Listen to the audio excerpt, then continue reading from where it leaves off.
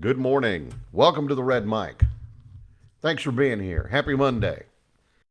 These Red Mic messages are leadership and life lessons I've picked up from 25 years as a public servant, 16 years as a youth football coach and scouting volunteer, and 10 years as a mediocre athlete with far more heart than actual physical ability. But today's Red Mic message I learned in kindergarten. Decency isn't optional. What am I talking about? I teased this a little bit last week. Seeing online just the Schadenfreude. You know what that is? It's a German word. Um, it's conflict. It's a paradox because it's the German word that describes the state of feeling joy because of someone else's misfortune. And it's just wrong. Um,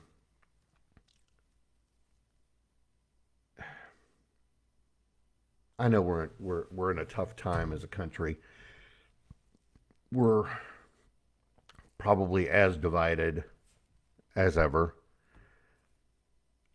People are angry. People are overwhelmed by the voices, screaming into the void of the internet.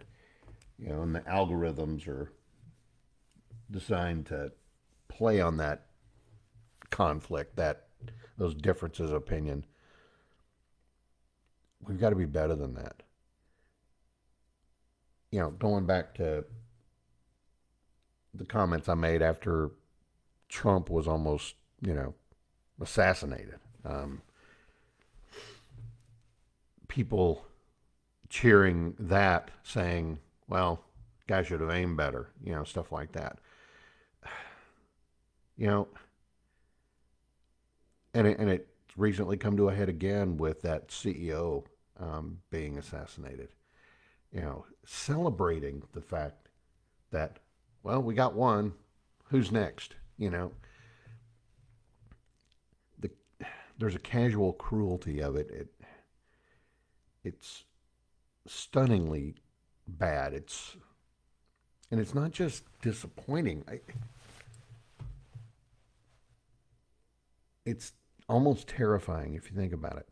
I loathe plenty of things about plenty of politicians and probably even some business people, policies, decisions, um, little small actions, big actions, things that have made, in my opinion, this country worse. But on my absolute worst day, I've never wanted them hurt or worse. I didn't cheer and get excited when I heard that Nancy Pelosi was hurt. I thought, man, that's awful. She's on this foreign trip. She's hurt herself. Um, I'm glad she's going to be okay, but dang. That's what went through my head. It wasn't like, oh, well, maybe that broken hip will be worse. Come on, people. Your thoughts about an insurance executive aside, the guy was still a human being. Oh, but he was evil. I got to thinking about it. Culture has been pushing us in this direction. Pop culture has been pushing us in this direction for a long time. Um, First, in funny ways, Office Space. Lumbergh is evil. Initech is evil. And then at the end, he burned this whole place to the ground, and it was all funny, right? And then it moved into movies like Fight Club and TV shows like Mr. Robot and the whole Purge series. Hey, what if there was one night where you could just do whatever you wanted? Come on, guys. At the end of the day, all of these people are someone's spouse, someone's parent, someone's friend, someone's child. Their life matters. When you celebrate the death of someone because you didn't like their job or their politics, you're not striking a blow for justice or for the little guy. you're helping erode the moral fabric of this country, this society.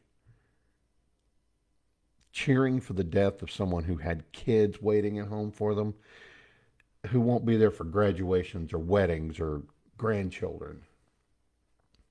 It does nothing but weaken you, weaken your moral fiber, make you less of a human. It makes us in society crueler, more detached, less human. A lot of headlines about, the ex Twitter alternative blue sky. Um, Basically, I go over there and all you see is this person is bad and this person is bad, and um, you see a lot of, yeah, that CEO got what he deserved. Really? I thought this was supposed to be the place that was free of hate and free of judgment, but it's not. It's the same place that Twitter was before Elon bought it. You know, it's all the same stuff. It's just dusted off and has a new cover sheet on it. We have to be better than this. Decency shouldn't be optional. It should be the baseline. And no, you don't have to agree with everybody. It's not about liking everybody. Heck, there's plenty of people I don't like. I don't wish them ill, though. You have to recognize that disagreement doesn't strip somebody of their humanity. Disagreement isn't violence. Words aren't violence. Oh, his words were violence. No, they weren't. Actual violence is violence. Physically taking action and putting violent actions towards another human being, that's actual violence. This country needs more compassion, more listening, more decency, not more shouting into the echo chambers that say, yeah, you're right, that guy should have been hurt. We need more decency. We need less hatred. We can't expect to solve any of the huge challenges that are in front of us if we can't even agree on basic decency, basic respect. So if you're somebody who thinks about, who thrills at the thought of,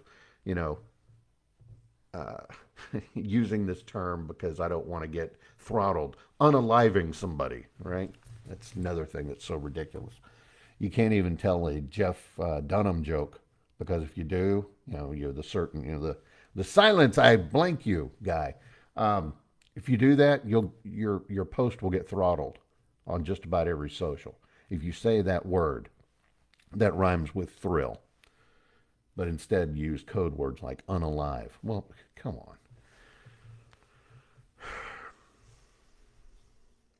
I've said this before, I'm going to say it again.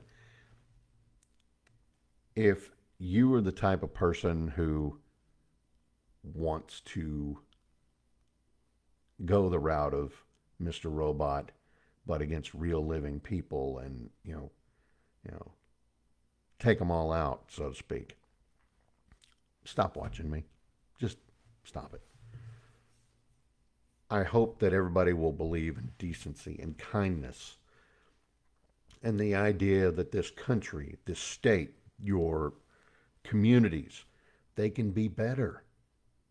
Get to work. Help somebody. Hold the line against this rising tide of intolerance, this cruelty. Someone can disagree with you and it's not a violent act. Violent acts are violent. Go out today and remind people what it means to be human. That's today's Red Mike message. Be kind. Be better. Life is short. Drink the bourbon.